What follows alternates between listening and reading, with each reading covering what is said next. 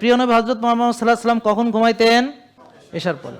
তাহলে চলেন আমরা বেশিরভাগ সময় চেষ্টা করবো এশার পরে ঘুমাইতে। যদি বিপদ আপদে পড়ি সেটা বিপদ আপদের কথা আলাদা। বিপদ আপদ ইটস নট, মানে কি বলবো, যেটা হচ্ছে emergency is emergency, emergency always emergency.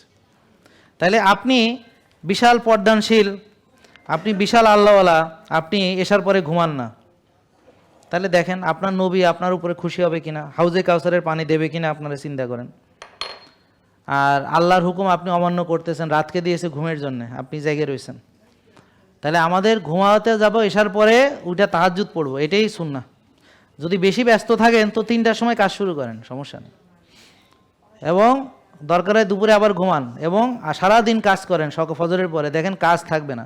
আর এর চেয়ে বেশি কাজ করলে ভাই আপনি, মানে কি বলবো, এত ব্যস্ত লোক পৃথিবীতে না থাকাই ভালো। আর একটা জিনিস বলে রাখি, দেখেন আপনি এই পৃথিবীর দায়িত্ব আপনার দেওয়া হয়নি, আপনি আপনার পার্টটা করেন। তা আপনি যত বড়ই আপনি মনে করেন যে বিশাল বুজুর্গ হন না কেন, কথা বুঝেন আমার, এটা খুব গুরুত্বপূর্ণ।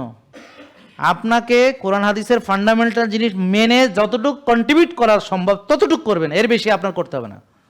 কারণ আল্লাহ বলেছেন যে কাউকে সে বহন করতে পারবে না, মানে সে বহনে অক্ষম এমন বোঝা আল্লাহ কারো উপর চাপান না।